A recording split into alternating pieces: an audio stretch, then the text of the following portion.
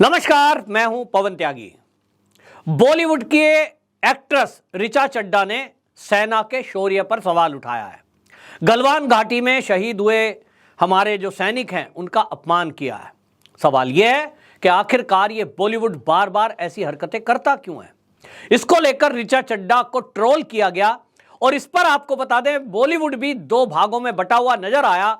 जहां एक तरफ आपको बता दें कि इस मामले में अक्षय कुमार ने ट्वीट किया और उसने कहा कि सेना है तो हम हैं और सेना को लेकर इस तरह की बातें नहीं उठानी चाहिए। वहीं भारतीय जनता पार्टी के लीडर ये ऋचा चड्ढा को लेकर हमलावर हुए तो ऋचा चड्ढा ने वो ट्वीट डिलीट करते हुए अपनी सफाई दी और उसने कहा कि हमारी तो रगों में सेना का खून है, मेरे तो नाना जी सेना में थे, उनको गोली लगी थी, आदि आदि की बात करनी शुरू की।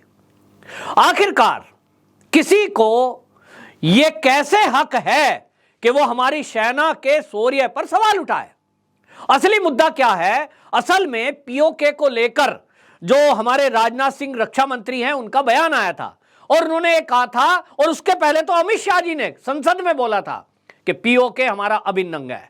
अभी हाल ही में रक्षा मंत्री राजनाथ सिंह जब कश्मीर के दौरे पर थे तो उन्होंने बाकायदा वहां ये घोषणा की कि पीओके को हम शीघ्र ही लेंगे और मैं सेनाओं को कहता हूं कि ये तैयारी रखें, किसी भी दिन पीओके को भारत में मिलाने के लिए तैयार रहना चाहिए। इस पर आपको बता दें भारतीय सेना के उत्तरी कमांड के जो कमांडिंग इन चीफ है उपेंद्र द्विवेदी, उनका फिर एक बयान आ गया। मीडिया ने जब उनसे पूछा कि हमारे रक्षा मंत्री ने ऐसा पीओके को लेकर कहा है कि ये हमारा अभिन्न अंग है और हम इसको कभी भी वापस ले सकते हैं, इस पर आपका क्या कहना है?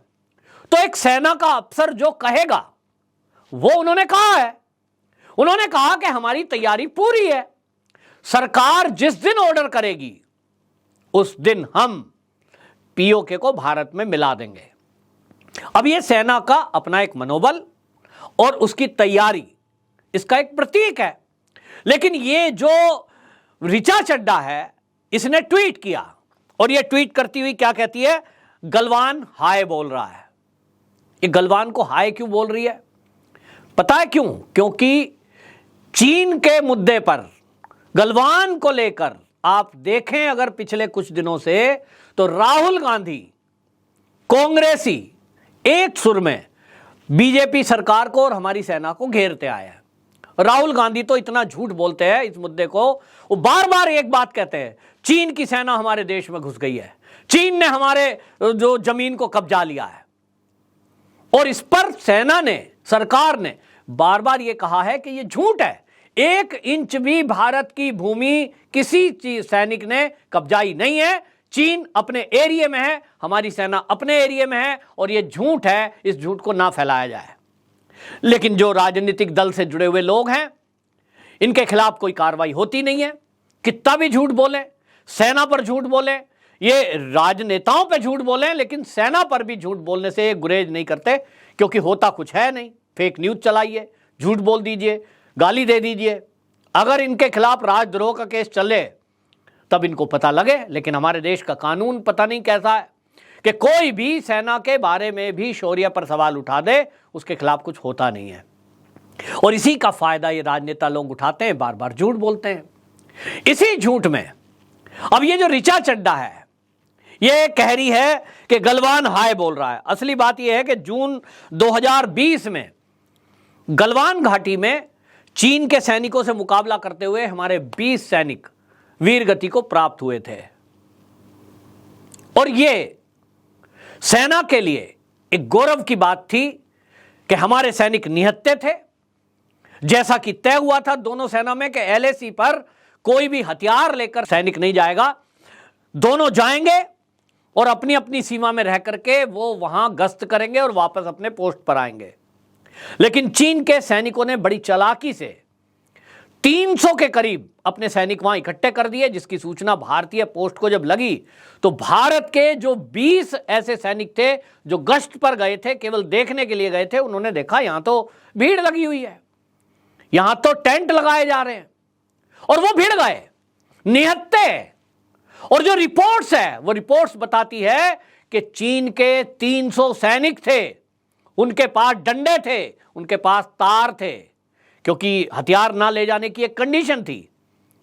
उन्होंने हमला बोल दिया और हमारे 20 सैनिकों ने उनको खदेड़ा, मारा और 150 से अधिक चीन के सैनिक मार गिराए। यह हमारा शौर्य की बात थी कि हमारे देश की रक्षा में हमारे सैनिकों ने बलिदान दिया। लेकिन ये जो ऋचा चड्ढा जैसी ये एक बॉलीवुड की कहे जाने वाली एक्ट्रेस, टिकटॉक वीडियो बनाने वाली, जो अपने को आज कह रही है कि मेरा भी पीछे से बैकग्राउंड सेना का है, वो सेना को बोलती है गलवान बोल रहा है हाय। क्या कह रहे हो आप? फिर वो बोल रही है कि हमारे घर में भी कोई गोली लग गई थी नाना जी को, कोई शहीद हो जाए तो उनके फैमिली वालों को दुख होता है। जी, तो फिर गलवान ही क्यों? देश के अंदर और देश के बाहर जो सैनिक है वो जब सेना में भर्ती होता है, जब कोई पुलिस वाला पुलिस में भर्ती होता है, तो वो जो देश के लिए शहादत देते हैं, देश पर बलिदान होते हैं, वो शौर्य की बात होती है कि मैं भी देश के लिए कभी ऐसा मौका आए, अवसर आए कि मैं देश के लिए अपनी जान को कुर्बान कर पाऊं। यह किसी भी सैनिक के लिए एक शौर्य की बात है। इसमें वो सैनिक घबराते नहीं हैं और उनके परिवार वाले भी इस बात के लिए तैयार रहते हैं। ऋचा चड्ढा जी, हो सकता है आपके नाना जी को पैर में गोली लगी थी और इसी से आपका सारा परिवार घबरा गया हो कि साहब ये तो गोली लग जाती है। लेकिन इस बयान के पहले आपने अपने नाना जी से पूछा था क्या कि वो गोली लगने से घबरा गए थे, सब लोग हाय हाय करने लगे थे क्या? नहीं। हाँ, मरना कोई नहीं चाहता, लेकिन देश के ऊपर मरना, मिटना, ये हमेशा से हमारे इतिहास में रहा है। ये वीरों की गाथाएं लिखी गई है, लाखों लोग देश के ऊपर बलिदान हुए हैं। हंसते हंसते हमारे देश के युवाओं ने फांसी के फंदों को चूमा है जब देश की आज़ादी की लड़ाई लड़ी गई है। क्या आपको याद नहीं है? कोई रोते हुए सुना आपने कि देश में अंग्रेजों के विरुद्ध लड़ाई हो रही थी तो साहब वो उनको फांसी बुल गई, शहीद चंद्रशेखर आज़ाद को, भगत सिंह को, राजगुरु को, तो वो रोते हुए जा रहे थे कि साहब हमें तो फांसी हो गई, अब तो हम मर जाएंगे। ऐसा सुना आपने? कहीं किसी इतिहासकार ने ऐसा लिखा कि हमारे देश के जब बलिदान होते थे जवान तो वो रोते हुए जाते थे और कहते थे हाय हाय मर गए, हाय हाय मर रहे हैं? तब आपकी ऐसी हिम्मत कैसे हुई कि आप हमारी सेना के बारे में ये ट्वीट करें कि गलवान बोले हाय? आप एक्टिंग करें, आप टिकटॉक वीडियो बनाएं, आप C-B ग्रेड मूवी बनाएं, यह आपका व्यक्तिगत मामला है, लेकिन आप देश की सेना के शौर्य के बारे में कोई बात उठाएंगे, सेना का अपमान करेंगे, तो देश कतई बिल्कुल भी बर्दाश्त नहीं करेगा।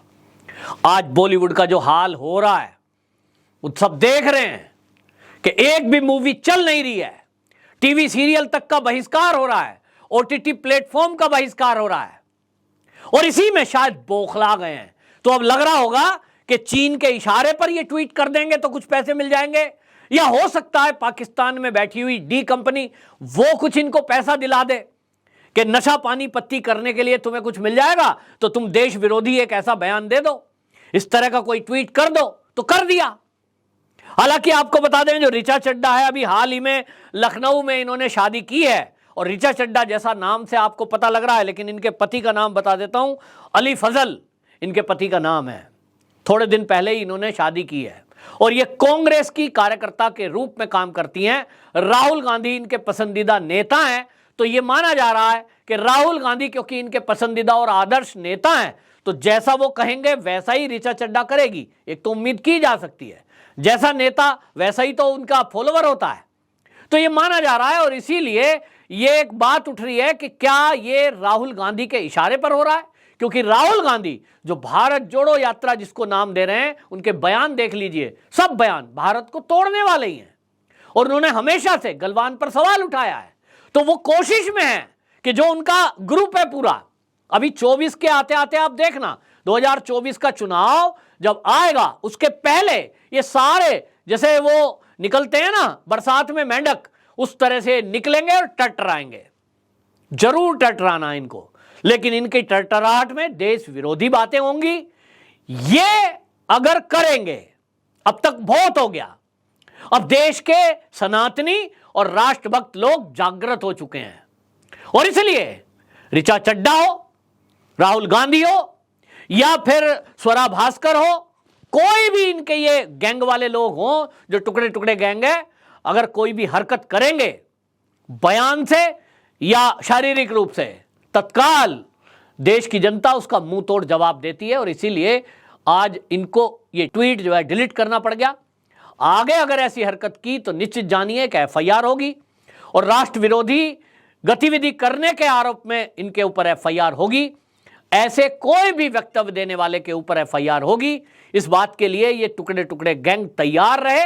अब वो भारत नहीं रहा कि आप कुछ भी नैरेटिव चलाने की कोशिश करेंगे, कुछ भी झूठ परोसने की कोशिश करेंगे और वो झूठ इस देश में चल जाएगा। वंदे मातरम।